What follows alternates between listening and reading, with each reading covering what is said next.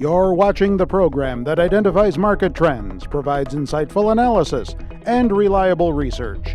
Key elements to help you profit from the pros. Profit from the Pros is brought to you by Zacks Investment Research. Learn more by visiting them online at Zacks.com.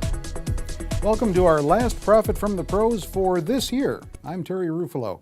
This week we look ahead to the new year to try to gauge what it holds for the economy and the stock market. But first, it was a downbeat start to the last trading week of the year. Part of the focus was on China raising its interest rates over the Christmas holiday, a move that caught the market a little bit by surprise.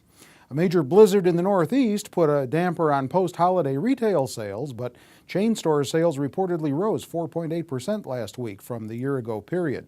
Among other economic reports out, the Conference Board said consumer confidence fell a bit this month, and the Case-Shiller Index of home prices reportedly tumbled in October. But one bright spot in the intra-holiday trading week came Tuesday, when the Dow ended at a 28-month high. Steve Reitmeister, our editor-at-large, here back with us once again to share some thoughts on stuff as we close out another year. And you can't really let the week go by without talking a little bit about China. Does this move have any negative implications for you, for the economy and the market? There was a lot of talk early in the week that was a little bit of concern. If with inflation rearing its head in China and therefore them raising rates to try and stamp out some of the inflation out there, would they potentially slow down their economy, which might have ripple effects around the world? All I have to say is that right now China, the Chinese government, understands how to run an economy better than anyone else right now. And I am not too fearful of them just slightly tapping on the brakes. So right now, I'm going to just consider this a non-event, and generally the Chinese growth story and the world economic rebound is still intact. All right, so all things considered, any reason investors should not begin 2011 in a bullish mood? Yeah, I think most of the signs are pointing towards a positive year as the economy continues to pick up a little bit of steam, corporate earnings are moving ahead, and you can just sense a little bit of better cheer amongst folks. The one thing I would point out as potentially a downer for the year is that in 2010, you'd have most analysts who thought there was going to be a negative year for stocks, and yet it was a positive year. Mm-hmm. Now, with most analysts expecting a positive year for stocks, it's maybe, there's maybe a little bit too much bullish mood in there. Now, that's not a reason to stay away from stocks. I'm just saying now that potentially with so many people positive, the risk is potentially to the downside. All right. Might the market be nearing overbought territory? I've seen a lot of those articles recently, and I see the technicals that they're talking about, but a lot of the people that are saying that are the same folks who have been staying out of the market since it's rallied 40% and just dying for a reason to get back in. So this is how they substantiate to themselves. I'll get back in when it sells off. Well, you've been missing it out for the last 40 points here. Right. Okay. I think if the general outlook is positive, don't try and time the market. Just get on in. The water's fine right now, and don't look for that pullback that may not happen. So you can still go by the old adage, the trend is your friend. Yeah, absolutely. And now if it is a little bit overbought, it might come down 2, 3, 4%. That's not much of a pullback to make people feel that much better. Well, we're looking at 2011 being a record year for corporate earnings. That's something to be optimistic about. Yeah, at my firm's Zacks Investment Research, we're big fans of taking a look at the earnings trend, in particular the earnings estimate revision. So earnings growth is nice, but are the earnings estimates going higher for the future? And indeed, we're seeing record corporate profits expected in 2011. But the thing is, they keep ratcheting higher. So now the expectations are slightly over $96 per share for the S&P 500. If we roll back 12 months, people were only expecting about $88 in earnings for the year. So that's a sign that earnings have exceeded expectations and that things are looking very healthy going into the next year. There's really no shortage of market catalysts going into this new year. Yeah, there's a lot of good things going on, but there are some scary things still lurking around the corner. The housing market, rising interest rates, and what that might do to the housing market, what that might do to corporate profits if it gets too expensive to finance operations, things of that nature. So there's always something around the corner, but in general, the outlook is very positive. Any New Year's investing resolutions that you'd like to share, or are you not a big believer in resolutions? No, I do have some reflections, and I just recently wrote an article on the 3 key lessons learned for the year, and the one that I'll point out right now is that I'm getting a little tired of market timing. I saw that, in fact. Yeah, and so, they say that market timing is a fool's errand, so maybe I'm a little tired of playing the fool. So if the general outlook for the economy is strong, as it seems to be now, why is it that I would take money off the table? I'm not going to try and time little moves anymore. I'm going to try and stay focused on the big trend, and I just don't want to miss out on any of the bull runs that happen, because they can happen at any time. Market timing has always been kind of a tricky situation for many people, especially beginners. Yeah, absolutely. And so here again, it's generally to stay positively invested if the economic outlook is positive. All right, special 2-part roundtable coming up. You won't want to miss it. Stick around. Welcome to the Zacks Roundtable Review, a discussion of current events affecting investors as well as other topics of financial interest, featuring the analysts and editors of Zacks.com. We continue our look ahead now to 2011, trying to get the lay of the land as far as the economy and investing is concerned with this week's assemblage of pros. Steve Reitmeister back. He's our editor-at-large. You met him in the first part of the show. And he is joined this time around by Shiraz Mian, our research director, and top market technician, Kevin Matris. So there's a lot to talk about. Let's just start at the top of the list and work our way down. Don't forget we have top stock picks at the end of part 2. This is a 2-part roundtable. Shiraz, I'm going to start with you. The new year here, right around the corner, you think we're going to see, as far as the economy is concerned, a pickup, a slowdown, or just more of the same? I feel like I'm on the newlywed game. A pickup. I'm very optimistic about the new year. I think the vitals of the economy that had started weakening and deteriorating towards the middle of the year, and then started improving in the fall and into the end of the year. That improvement process continues and takes us into the first half of 2011. The very active Fed and the recently enacted the tax cut and the fiscal stimulus that helps the process along. The housing remains less of a drag than it's been in the last 2-3 years. International trade helps along too, and I think all of these together pushes the pace of growth to a much improved rate than we have seen in the last 2-3 quarters. So yes, the economy definitely picks up in 2011. All right, and we already got Steve's take on this at the beginning of the show. Kevin, what about corporate profits in the new year? A continuation of the soaring that we've seen? Yeah, I think it's definitely going to continue to increase, because think about it. Corporate profits right now are at record highs. But it's all being done without seeing the kind of sales growth you would expect to see based on the kinds of earnings that we are seeing. So, since I think we're going to see an improving economy, imagine what corporate profits are going to look like once you see meaningful top-line sales growth. So if you can apply these higher margin rates to all of this, the increase in sales that so many people are expecting, I think you're going to see even bigger growth rates for profits, and I think that is what's going to fuel the market in 2011. Steve, how do you think that may translate to the jobs market next year? Yeah, I think we're already starting to see signs that the jobs market will start to improve, but I think that's going to be less than some people might hope. So if the unemployment rate right now is 9.6%, and part of the reason why it's not higher is because there's a lot of discouraged workers who are not being included in the numbers. Mm-hmm. Once the job market starts to get better, then a lot of other folks are going to jump in. You'll often see right at the tipping point when the employment picture improves, the employment rate actually goes higher because more people are getting into the job market. But what I'm saying is, if I were to put an end of the year number, I think we're going to be slightly below 9% unemployment rate. So that's better than 9.6, but I don't think it's the 8 or lower that I've heard some people predicting. So I think it's going to be maybe somewhere between 8.5 and 9% unemployment, which is an improvement from where we are right now. Yeah, absolutely. Kevin? You may want to write this down. My prediction. Yes, I'm This is gonna the write first this time you're going to hear it. I believe that you're going to see unemployment dip below 8%. That is what I Really? think is going to happen. I think it's going to catch a lot of people by surprise. I think jobless claims, new claims, you're probably going to see those drop to the low threes. I think a new job creation is going to be a standard feature that we see in the employment reports month after month after month. And I believe we will see unemployment below 8%. How about you that? heard it here first, right? Do write that down to insult him. Please write it down. at the end of the year. He did not mention the year, though. Oh, okay. He did not Boom, mention there's in the caveat. 2011. Right. Yeah, I've had a lot of good predictions. I Mark would this one agree. down. I would agree 100% with Steve's assessment. I think the employment generation pace definitely picks up. And let's not forget, in 2010 as well, as bad as the year was for the labor market, we were producing about 100,000 in a monthly pace in the private sector. We produced over 1 million jobs in 2010, and that doubles.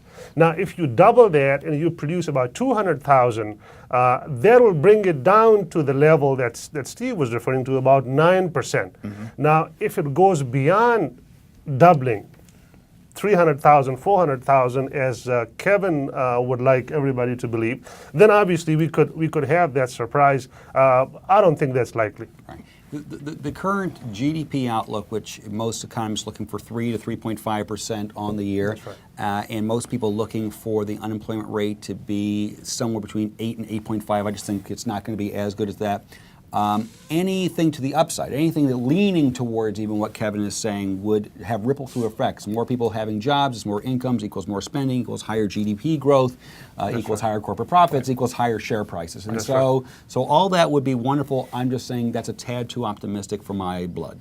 Funny you should put it that way, because I was going to ask Kevin, then given your optimism on the jobs outlook, what do you see for consumer spending in the new year? Well, let me say, I think one of the reasons why I think the economy is going to do better than a lot of people are predicting is because I think you're going to see just a continued resurgence in exports. If you take a look at all of the foreign economies out there, you're seeing, all these different countries, especially like China, increasing their interest rates. That increases their purchasing power. That makes our goods more attractive. That indeed is going to create more economic activity. The additional economic activity is going to create new jobs, and those new jobs are going to further fuel our own economic activity here in the United States. So, answering your question about the answering your question about the consumer, I believe, is going to be in a much better position next year than they were this year. The people who have jobs are feeling great right now. They've got a lot of money. They're getting great bargains. The people who were worried about their job are going to feel better once their job looks like it's no longer on the bubble. The people who are unemployed and they finally get that new job, they're going to immediately contribute to the GDP. So I think the consumer is going to come back with a vengeance in 2011. Charles, what do you think? Is it that simple?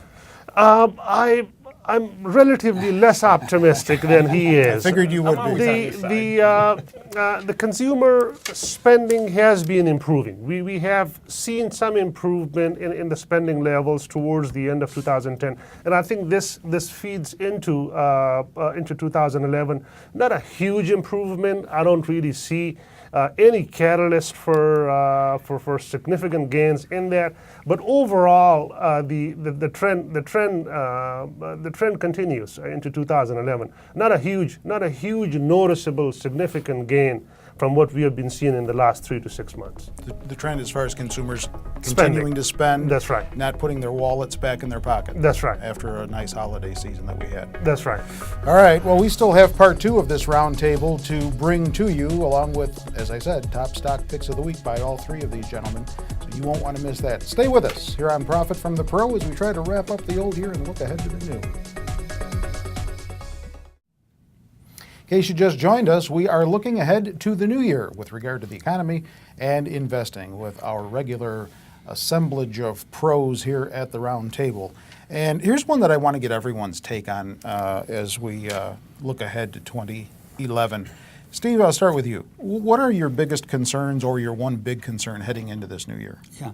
When I take a look at it, I'm a little bit concerned about rising bond rates, and particularly what it means for government bond rates and its ripple-on effects to the economy and the stock market. So right now, we do seem to be having a bounce from the bottom of bond rates, and like the 30-year is now floated up to 4.4, 4.5%, which is still, on a historical basis, very low.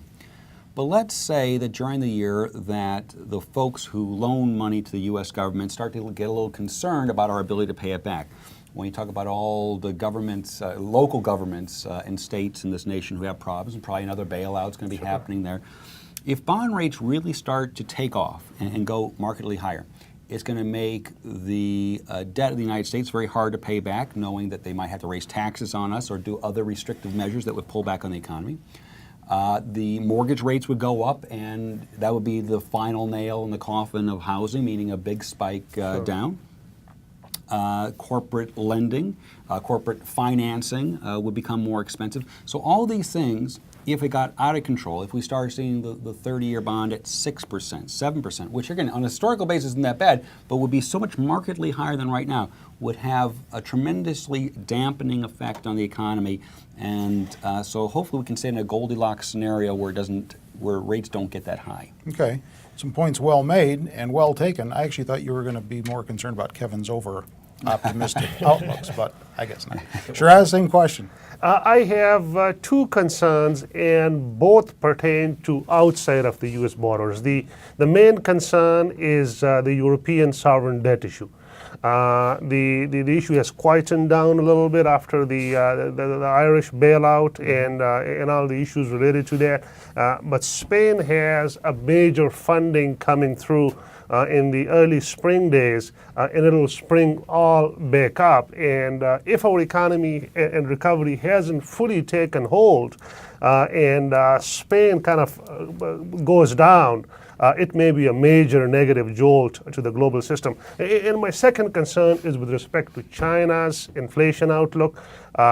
China is doing everything that it could to control the inflationary pressures, but their ability to control inflation while keeping the economic growth momentum going, everybody's buying into that story, but it's not as given as everybody thinks it is. If China's growth story falters, it would be a big problem. All right, Kevin? Yeah, I would say my two biggest, well, there's three concerns. The two of them are more geopolitical. I do worry about Iran. I do worry about North Korea. Unfortunately, there's nothing any of us can do about it. So it just remains a worry, but it's not going to change my investment outlook. It's not going to change my predictions for 2007. Economically, though, it's the same thing as Shiraz. I do worry about China. You know, they are trying to get inflation under control. It's running right now at the hottest in like 4 years. If they can figure out how to tame inflation without killing growth, the whole world will benefit. If they can't get this thing under control, everybody is going to suffer. I do believe inflation is going to continue to run hot. But I really don't believe that this is going to kill off China. I really don't believe it's going to create any kind of bubble. And I think they're going to do just fine. There's going to be some worries and hand-wringing. But while I don't see any potential, or while I don't see a huge problem, it still remains my biggest worry going into 2011 and 2012. All right, so he mentioned investment outlook for the new year. Steve, what's yours? Yeah, if I were just simplify it, I would say that I'm cautiously optimistic with the emphasis on optimistic. Last year when we had this show, I was cautiously optimistic with the emphasis on cautious. Okay, so I'm a little more to the upside. I would not be surprised to see the stock market go up 10 to 15% on the year.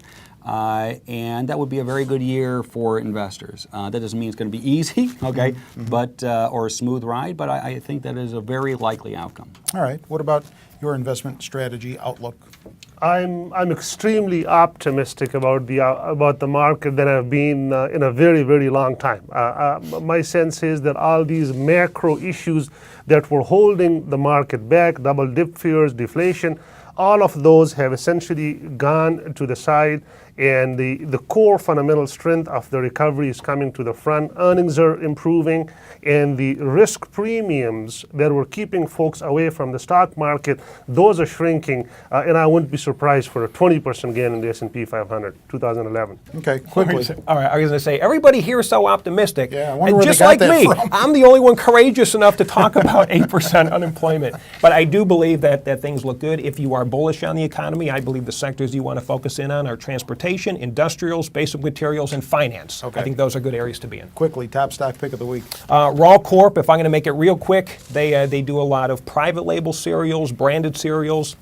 One of the largest cereal producers in the entire Western Hemisphere, big growth rates, fantastic margins, just broke out of a bullish basing pattern. I think there's about a 15% gain over the course of the next 3 months. All right, Shiraz. Manpower. It's a staffing firm, global presence, has operations all over the world, and they are extremely well positioned for the type of labor market that we are in.